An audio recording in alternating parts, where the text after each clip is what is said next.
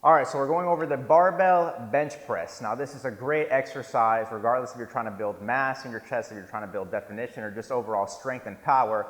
This is a great staple exercise to do. Now, a few very important things to make sure that you're doing this exercise effectively to contract the chest muscles and also to prevent injury.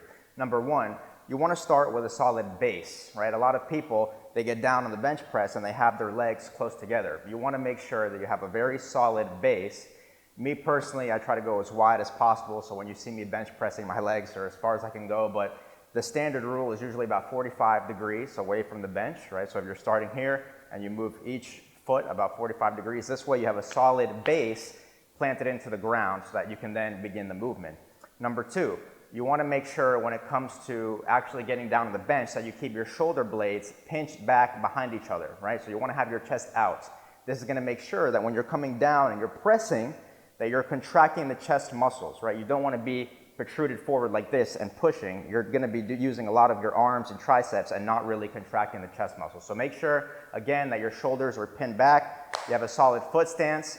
Number three, you want to make sure in terms of hand placement that your hands are about shoulder width apart on the bar, right? You don't want to be too far, right? And you don't want to be too close. The closer you are, the more triceps that you're going to be working.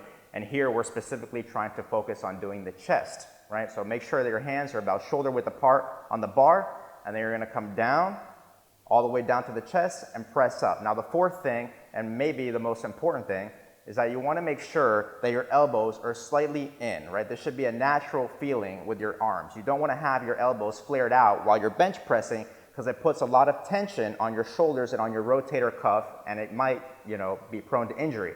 So you want to make sure that your elbows are slightly in. You're then going to come down all the way to the chest. Exhale as you press up, and that is how you effectively do a bench press to make sure that you get maximum chest contraction and avoid injury.